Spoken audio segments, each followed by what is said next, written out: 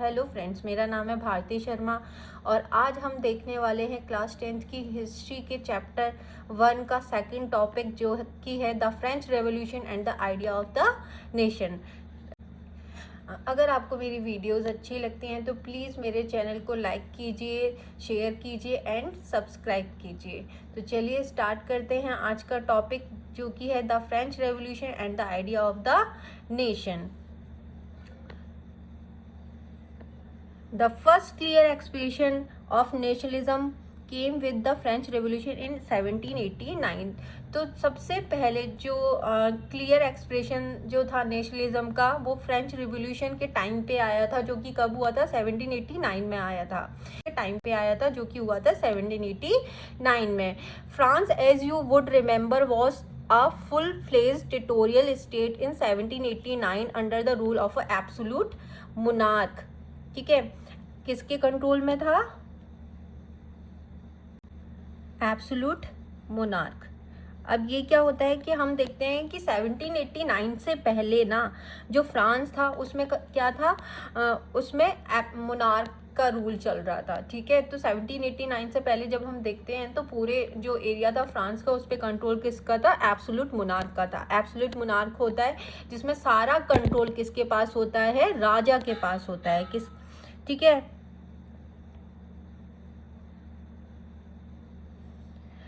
the political and the constitutional changes that came in the wake up of the French Revolution lead to the transfer of sovereignty from the monarchy to a body of French citizen. तो एक change जो आया French revolution के बाद वो क्या आया था कि सॉवर्जिनिटी मतलब जो रूल है, जो पावर है, वो कहाँ पे ट्रांसफ़र हो गई थी? पॉलिटिकल पावर ट्रांसफ़र हो गई थी मोनार्की टू फ्रेंच सिटीजन। मतलब लोगों के पास चली गई थी। किसके पास चली गई थी? पावर ट्रांसफर हो गई थी मोनार्की टू फ्रेंच सिटीजन। ठीक है, तो फ्रेंच रेवोल्यूशन के बाद जो है कॉन्स्टिट्यूशनल और पॉलिटिकल चेंजेस आए जिसकी वजह से पावर कहाँ पे शिफ्ट हो गई थी? मोनार्की टू फ्रेंच सिटीजन के पास चली गई थी। The revolution proclaimed that it was the people who would henceforth constitute the nation and the shape its destiny। तो जो रेवोल्यूशन हुआ था उसने ये प्रोक्लेम कर दिया था कि अब लोग ही नेशन स्टेट बनाएंगे और वो ही उस नेशन की जो डेस्टिनी है उसको भी तय करेंगे। तो हम लोग कह सकते हैं कि पावर कहाँ पे शिफ्ट हो गई थी? कंप्लीटली लोगों के पास चली गई थी। From the very beginning the French revolutionaries introduced various measures and practices that could create a sense of collective identity amongst the French people। तो बहुत स्टार्टिंग में ही जो फ्रेंच रिवोल्यूशनरीज थे ना, तो उन्होंने बहुत सारी ऐसी प्रैक्टिसेस काम किए थे जिससे लोगों के बीच में क्रिएट हो जाए a sense of collective identity. तो फ्रॉम द वेरी बिगनिंग से ही फ्रेंच रेवोल्यूशनरीज ने ये काम किया था कि कैसे लोगों के बीच में कलेक्टिव आइडेंटिटी फैल सकती है, कि फ्रेंच के लोगों में एक कॉमन आइडेंटिटी रहे कि हम जो है एक ही रीजन में रहते हैं, एक ही नेशन में रहते हैं, एक ही एरिया में रहते हैं, तो हम लोग क्या है? कॉमन है। ठीक है, तो उन्होंने क्या क्या काम किए थे? पहला उन्होंने किया था द आइडियाज ऑफ ला पैट्रे। क्या किया उन्होंने? पहला काम किया द आइडिया ऑफ ला पैट्रे लेके आए। ठीक है, ये क्या था उनका पहला चेंज उन्होंने किया था? क्या था? द आइडिया ऑफ ला पैट्रे। ला पैट्रे क्या होता है? फादरलैंड। जैसे हम अपने भारत माता की बात करते हैं तो वो उनको क्या बोलते हैं? हम लोग मदरलैंड बोलते हैं। ठीक है, वैसे ही वो लोग अपनी जन्मभूमि को क्या बोल रहे थे? फादरलैंड बोल रहे थे। फादरलैंड का मतलब जो फ्रेंच के लोग थे, आपके फादर्स, उनके फादर्स सब किससे कनेक्टेड हैं? फ्रांस से कनेक्टेड है। तो हम लोगों का जो फादरलैंड है वो क्या है? ला पैट्रे, जो हमारी क्या है? कॉमन आइडेंटिटी है, क्योंकि हमारे फोर फादर्स किससे बिलोंग करते हैं? फ्रांस से करते हैं। दूसरा उन्होंने चेंज क्या किया? दूसरा उन्होंने चेंज किया ले सिटियोन। ले सिटियोन मतलब जो भी लोग हैं, ठीक है, उनको किस नाम से जाना जाएगा? ला सिटियोन के नाम। जैसे हम लोग रहते हैं, ठीक है, इंडिया में, तो हम सबके सब, चाहे आप किसी भी स्टेट में रह रहे हैं, चाहे आप यूपी में रह रहे हैं, चाहे आप हरियाणा में रह रहे हैं, चाहे आप पंजाब में रह रहे हैं, तो हमारी एक कॉमन आइडेंटिटी है। वो क्या है? वो हम इंडियन है, ठीक है। तो ये क्या है, हमारा इंडियन सिटीजन है। तो उन्होंने बोला कि हम यहाँ पे रहते हैं, हमारे फोर फादर्स फ्रांस से, तो अब किसी को अलग अलग नाम से नहीं जाना जाएगा कि आप वहाँ से बिलोंग करते हैं तो उस नाम से जाना जाएगा फ्रांस, ठीक है। तो उन सबको किस नाम से जाना जाएगा, सबको एक ही नाम से जाना जाएगा, चाहे वो मेल है चाहे फीमेल है, सब किस नाम से जाने जाएंगे, ले सिटियोन। नेक्स्ट उन्होंने थर्ड चेंज क्या किया, उन्होंने चेंज किया कि सबके पास क्या होंगे, इक्वल राइट्स होंगे अंडर अ कॉन्स्टिट्यूशन। एक कॉन्स्टिट्यूशन होगा जिसमें सारे सिटीजन्स को क्या दिए गए होंगे, इक्वल राइट्स दिए गए होंगे। तो ये क्या किया इन्होंने, third change. New French flag the tricolour we choosing to replace the former royal standard. उन्होंने बोला कि भाई हम जब मोनार्की को ही हटा चुके हैं या हम चाहते ही नहीं है कि राजा का शासन रहे, तो हमारे फ्रांस का अपना फ्लैग होना चाहिए ना। तो उन्होंने जो इंट्रोड्यूस किया वो किसको किया, फ्रेंच फ्लैग को लेके आए, वो ट्राई कलर फ्रेंच फ्लैग को in place of royal standard. मतलब राजा को जो फ्लैग था उसको हटा के उन्होंने किससे रिप्लेस किया, रॉयल स्टैंडर्ड को, द ट्राई कलर जो फ्रांस का जो फ्लैग था उन्होंने उसको बनाया। The state general was elected by the body of active citizens and renamed the national assembly. उन्होंने एक स्टेट जनरल बनाई, ठीक है, क्या बनाई, स्टेट जनरल बनाई, जो कि कैसी बॉडी थी, इलेक्टेड बॉडी थी। मतलब इलेक्टेड इलेक्टेड बॉडी का मतलब है उसको चुना गया था, और चुना किसने था, एक्टिव सिटीजन्स ने चुना था। तो याद होगा ना एक्टिव सिटीजन्स कौन थे। जैसे फ्रांस की जब हम बात कर रहे हैं तो हर किसी को वोटिंग का राइट नहीं था। फ्रांस की सोसाइटी में भी मोनार्की के बाद दो टाइप के लोग थे, एक एक्टिव और पैसिव। एक्टिव लोग कौन थे, जिनके पास पैसा था वही लोग वोट कर सकते। पैसिव मेंबर्स जो थे उनके पास, जिनके पास लैंड्स नहीं थे या जो पीजेंट्स थे उनके पास वोटिंग का राइट ही नहीं था, ठीक है। तो उन्होंने क्या चेंज किया, उन्होंने चेंज किया कि स्टेट जनरल बनाई जो इलेक्टेड बॉडी थी and elected by the active citizen. और स्टेट जनरल का नाम बदल के उन्होंने क्या कर दिया, स्टेट जनरल का नाम बदल के उन्होंने कर दिया नेशनल असेंबली, ठीक है। न्यू हाइम्स वर कंपोज। नेक्स्ट उन्होंने क्या चेंज किया, हाइम्स बनाई, कंपोज किए। हाइम्स का क्या मतलब है, पोएम्स बनाई, ठीक है। हाइम्स का मतलब होता है पोएम्स बनाई। ओथ्स टेकन, ओथ ली गई, मतलब कि शहीदों के बारे में बताया गया। वो क्या है, हमारे हीरो हैं जिन्होंने लड़ाई करी है। हमारे फ्रांस रेवोल्यूशन जो हुआ था उसमें बहुत सारे लोग मारे गए थे फ्रेंच रेवोल्यूशन के टाइम में। तो उनको क्या दिया गया, उनको श्रद्धांजलि, उनके गुणगान गाए गए कि वो क्या है, हमारे लिए hero. All in the name of the nation. और ये सब हो रहा था नेशन के नाम पे कि फ्रांस को मोनार्की से हटाने के लिए इन सारे हीरोज ने काम किया है। तो इतने सारे चेंजेस किए थे। तो फोर्थ चेंज हमारा क्या हो गया था कि उन्होंने फ्लैग ले लिया था, ठीक है, फ्लैग अडॉप्ट किया था। हाइम्स वर कंपोज, पोएम्स बनाई थी, ओथ ली गई थी, ठीक है। और शहीदों को क्या दिया गया था, श्रद्धांजलि, शहीदों के बारे में बताया गया था। तो ये सारी चीजें फ्रांस में हो रही थी। Internal custom duties and dues were abolished and a uniform system of weights and measures was adopted.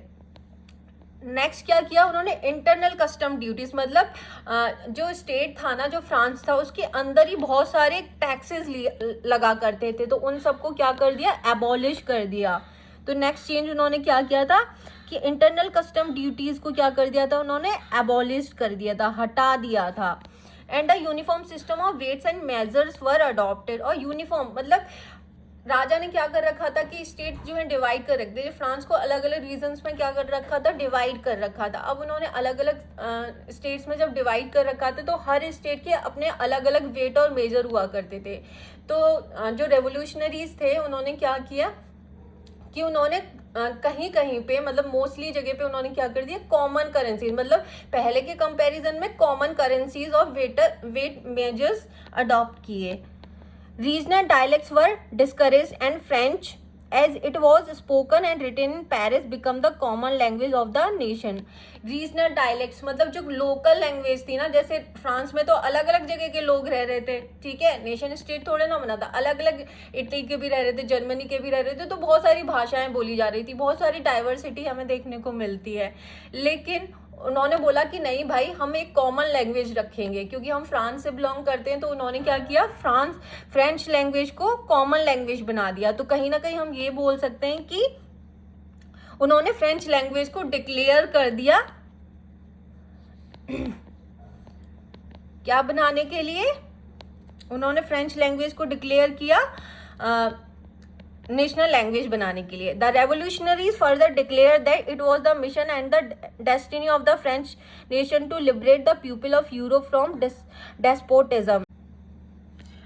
और उन्होंने क्या चेंज किया, रेवोल्यूशनरीज ने डिक्लेयर कर दिया कि जो फ्रांस के लोगों का यही काम है कि वो अदर जो यूरोप के लोग हैं उन्हें भी मोनार्की से क्या दिलवा दे, छुटकारा दिलवा दे। मतलब वहाँ पे यूरोप में ऐसा तो नहीं है सिर्फ फ्रांस में मोनार्की थी, ऐसा नहीं है, ठीक है, अलग अलग है।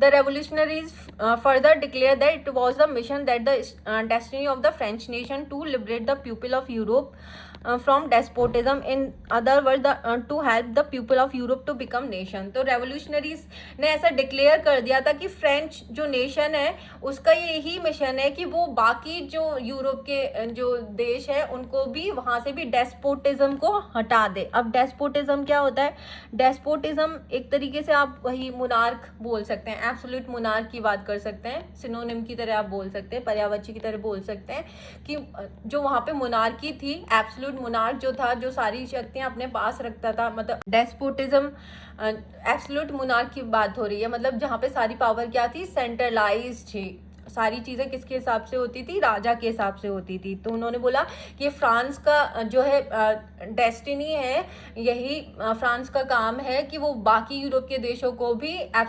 डिस्पोटिज्म से छुटकारा दिलवा दे। When the news of event in France reached the different cities of Europe, students and other members of educated middle classes began setting up.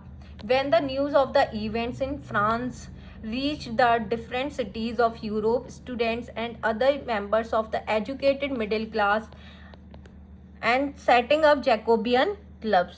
तो जैसे ही ये न्यूज़ फैलती है कि फ्रांस में कि नेशन स्टेट बन गया है, वहाँ के लोगों ने क्या कर दिया है, राजा को हटा दिया है, मोनार्की वहाँ से ख़त्म हो गई है, और ये बात यूरोप के दूसरी जगहों पे फैलने लगी। तो दूसरी जगहों पे भी स्टूडेंट्स ने और other members of educated middle class ने जैकोबियन क्लब्स बनाना शुरू कर दिया। जैसे फ्रांस में हमने देखा था जैकोबियन क्लब्स बने थे, तो ऐसा नहीं है सिर्फ फ्रांस में जैकोबियन क्लब्स बन रहे थे, ठीक है, अदर यूरोप के जो एरियाज थे ना, जो कंट्रीज थी, उनमें भी जैकोबियन क्लब्स बनने लग गए थे। Their activities and campaign prepared the way for the French armies which moved into Holland, Belgium, Switzerland and much of Italy in जो फ्रेंच आर्मीज थी वो ये सारी चीज़ों को कैंपेन को लेके जा रही थी यूरोप के अन्य जगहों पे, जैसे हॉलैंड जा रहे थे, बेल्जियम, स्विट्जरलैंड और इटली में जा रहे थे 1970 में, कि जैसे हमने क्या किया है, राजा को हटा दिया है, वैसे ही आपके यहाँ पे भी हम आपकी हेल्प करेंगे राजा से मुक्ति दिलाने में। With the outbreak of the Revolutionary Wars, the French armies began to carry the idea of nationalism abroad. Revolutionaries war शुरू हो गए थे, उसके साथ ही फ्रांस आर्मी ने शुरू कर दिया था द आइडिया ऑफ नेशनलिज्म को यूरोप की अन्य जगह पे फैलाने। Within the wide swath of territory that came under his control, Napoleon set about introducing many of the reforms that he had already introduced in France. यहाँ पे with in the wide swathe of territory that came under his control, तो Napoleon के जो control में बहुत सारा जो area आया था जिसको उसने ऑक्यूपाई कर लिया था, वहाँ पे उसने बहुत सारे चेंजेस किए, ठीक है, जो वो पहले ही फ्रांस में कर चुका था। Through a return to monarchy, Napoleon had no doubt destroyed democracy in France, but in the administrative field he had incorporated revolutionary principles. अब यहाँ पे जैसे ही नेपोलियन आ जाता है, अभी तक फ्रांस में क्या आ गई थी, डेमोक्रेसी आ गई थी, लेकिन जैसे ही नेपोलियन आता है तो क्या होता है, नेपोलियन के आने से क्या होता है, वहाँ पे क्या आ जाती है, मोनार्की आ जाती है, रिटर्न हो जाती है मोनार्की, ठीक है, और वो क्या डिस्ट्रॉय कर देता है, डेमोक्रेसी को डिस्ट्रॉय कर देता है। लेकिन वो एडमिनिस्ट्रेटिव फील्ड में बहुत सारे काम करता है, ठीक है। तो जैसे ही नेपोलियन वहां का राजा बनता है फ्रांस का, वो एक सिविल कोड लेके आता है, द सिविल कोड ऑफ 1804, जिसको नेपोलियनिक कोड के नाम से भी जाना जाता है। अब जैसे ही नेपोलियनिक कोड को पास करता है तो उसने बहुत सारे चेंजेस किए फ्रांस में, बहुत सारे लॉज बनाए अंडर द 1804 सिविल कोड। तो उसने क्या क्या चेंजेस किए वहां पे? पहला किया, did away with all privileges based on birth. उसने बोला कि भैया अभी तक जो बर्थ के बेसिस पे जो मिल रहे थे ना प्रिविलेजेस, वो सब क्या है, हट गए, आज से वो नहीं है, ठीक है। Establish equality before the law, और क्या लेके आया वो? इक्वेलिटी बिफोर द लॉ लेके आया। And secure the right of to property, और राइट टू प्रॉपर्टी लेके आया।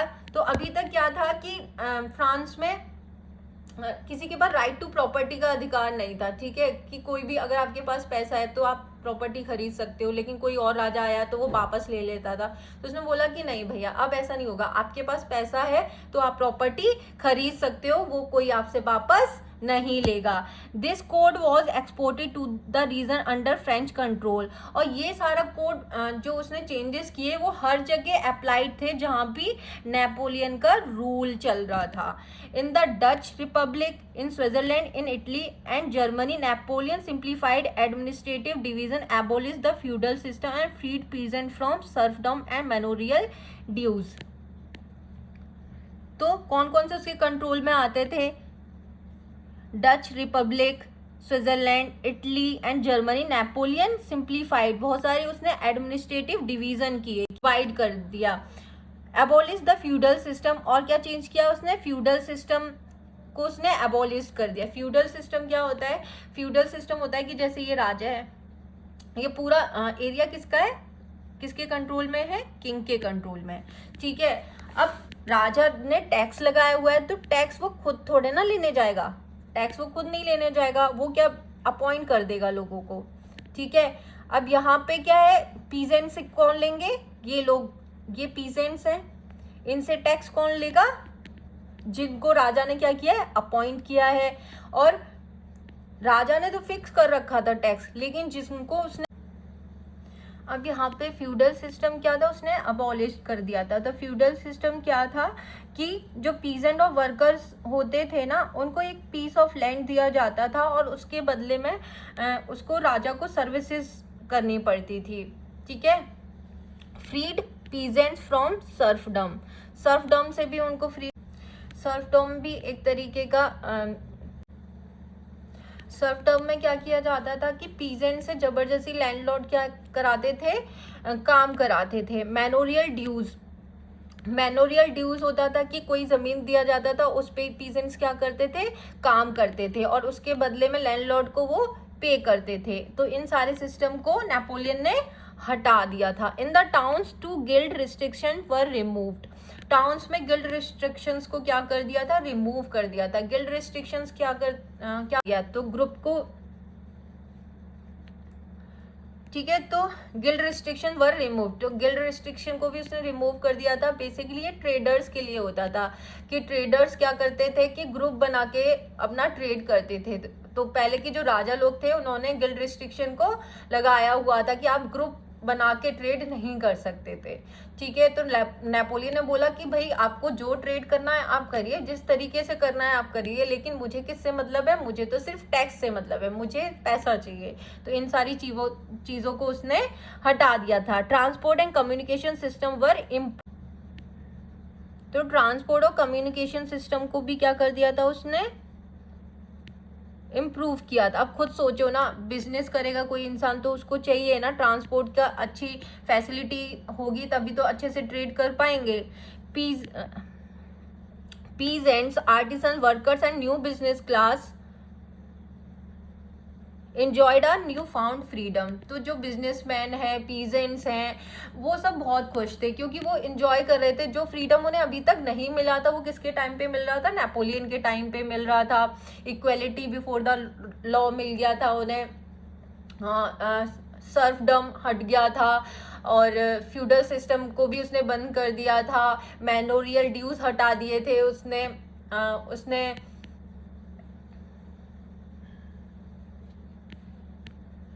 राइट टू प्रॉपर्टी कर दिया था। तो ये सारे चेंजेस उसने किए थे। तो जो लोग थे वो काफी खुश थे क्योंकि अभी तक उन्हें ये सारे फ्रीडम नहीं मिले थे। Businessman and small scale producers of goods in particular begin to realise the uniform laws, standardised weights and measures and a common national currency would facilitate the movement and exchange of goods and capital from one region to another. तो businessman जो थे उन और जो small scale producer मतलब छोटे छोटे जो अपना काम इधर से उधर अपने गुड्स को ले जाते थे, उनको ऐसा रियलाइज होने लगा कि जो यूनिफॉर्म लॉज बने हैं ना वो बहुत अच्छे हैं और स्टैंडर्डाइज कर दिया वेट और मेजर को। तो पहले क्या होता था, हर स्टेट में अलग अलग वेट और मेजर का सिस्टम होता था। तो ऑब्वियस ही बात है ना, बिजनेसमैन को तो प्रॉब्लम होगी। अब उनको ये सारी कॉमन नेशनल करेंसी कर दी, हर जगह पे स्टेट के हिसाब से अलग करेंसी है, तो लोगों को प्रॉब्लम हो रही थी। तो उन्होंने बोला कि भैया ये काम जो हुआ है ये तो बहुत अच्छा हुआ है। तो ये लोग बहुत अच्छे से इस चीज को इंजॉय कर रहे थे जो नेपोलियन ने चेंजेस किए थे। However in the area conquered the reaction of the local population to French rule were mixed.